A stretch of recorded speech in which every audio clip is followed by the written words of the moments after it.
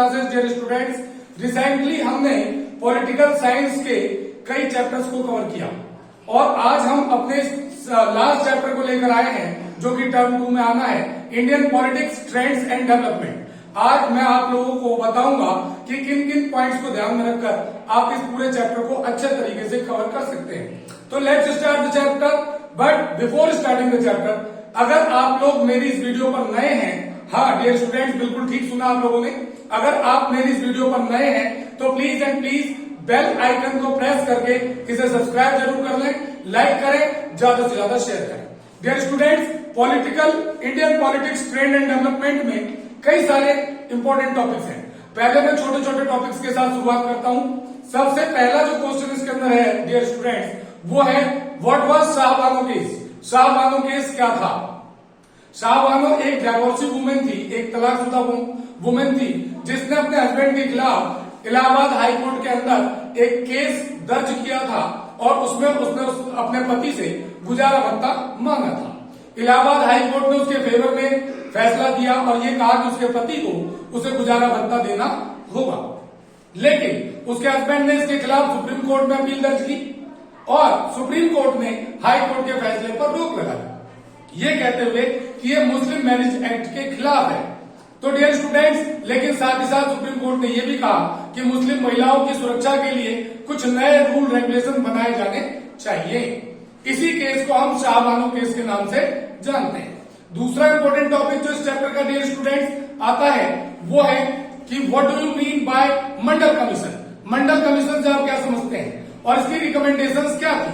तो dear students, 1978 में जब देश में जनता पार्टी की गवर्नमेंट थी उस समय मंडल कमीशन स्टैब्लिश किया गया था। इसके जो हेड थे विदेश्वरी प्रसाद मंडल थे, इसीलिए इस कमीशन को मंडल कमीशन का नाम दिया गया। इस कमीशन ने ये बात रखी थी कि SC ST के अलावा भी देश के अंदर कई ऐसे लोग हैं जिन्हें रिजर्वेशन की जरूरत है और इसी के आधार पर इस कमीशन को ये जिम्मेदारी दी गई थी कि वो पता लगाए कि ऐसी कौन सी कास्ट हैं जो OBC के अंदर आते हैं और उन्हें किस तरह की छूट मिलनी चाहिए।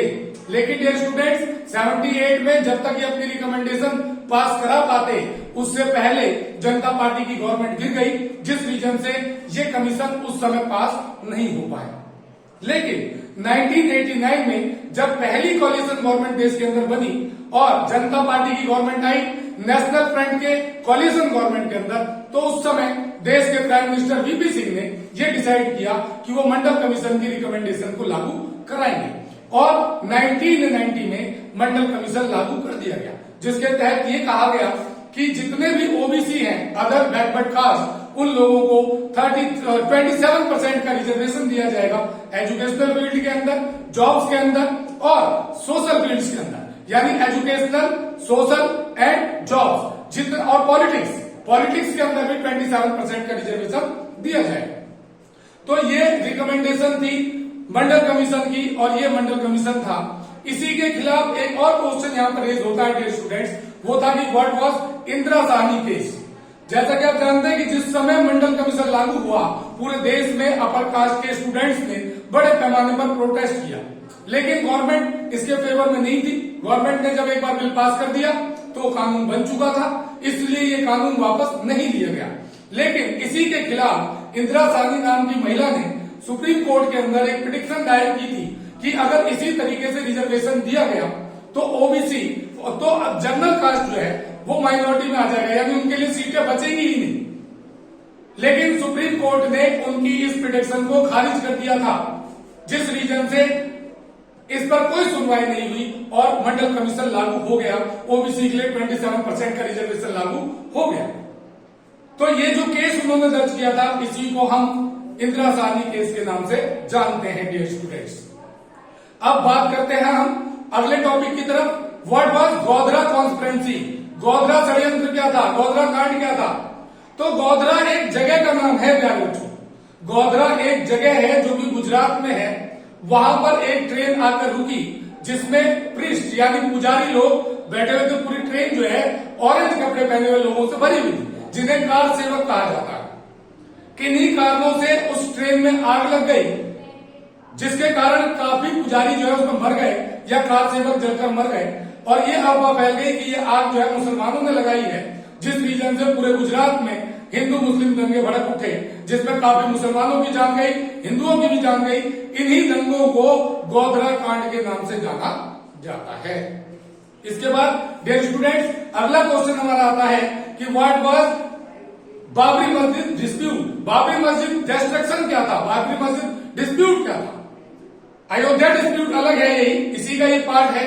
बाबरी डिस्ट्रक्शन तो 1992 में, दिसंबर 1992 में जब भारी संख्या में लोग वहां अयोध्या पहुंच रहे थे, फैजाबाद पहुंच रहे थे वहां राम मंदिर के निर्माण के लिए, तो एक दिन कार सेवकों से भरी हुई भीड़ में वहां जो ढांचा था बाबरी मस्जिद का उसको धकेला और वो गिर गया ढांचा, जिससे ये शोर मच गया कि बाबरी मस्जिद को तोड़ दिया गया हिंदुओं के द्वारा। इसके कारण पूरे देश में कई जगह जो दंगे भड़के।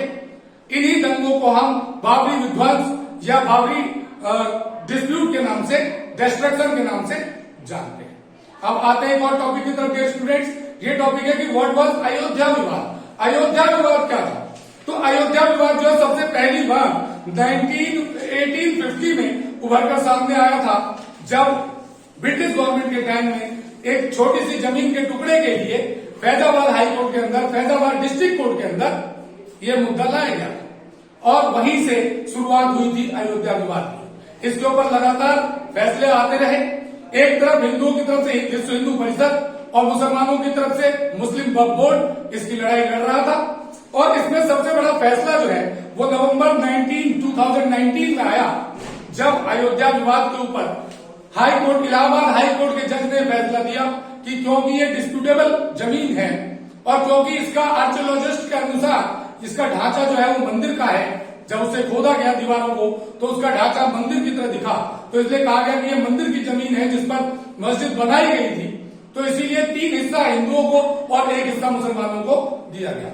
लेकिन क्योंकि ये हाई कोर्ट का फैसला था डियर स्टूडेंट्स, तो इसीलिए बाद में सुप्रीम कोर्ट के द्वारा भी इसका फैसला दिया गया और सुप्रीम कोर्ट ने भी ये तय किया कि बिल्कुल हाई कोर्ट का फैसला बिल्कुल ठीक है और 3 हिस्सा हिंदुओं को और 1 हिस्सा जो मुसलमानों को मस्जिद बनाने के लिए मिलना चाहिए। इसी विवाद को हम अयोध्या विवाद के नाम से जानते हैं। आज की इस वीडियो में इतना ही डियर स्टूडेंट्स। इसके दूसरे पार्ट के साथ हम जल्दी प्रेजेंट होंगे। अगर आपको ये वीडियो इन्फॉर्मेटिव लगी हो तो प्लीज एंड प्लीज, अगर आपने इसे सब्सक्राइब नहीं किया है तो बेल आइकन को प्रेस करके सबसे पहले इसे सब्सक्राइब कर लें। अगर वीडियो अच्छी लगी हो तो लाइक जरूर करें और ज्यादा से ज्यादा शेयर करें। Thank you so much for watching. फिर मिलते हैं अगली वीडियो के साथ, तब तक के लिए बाय।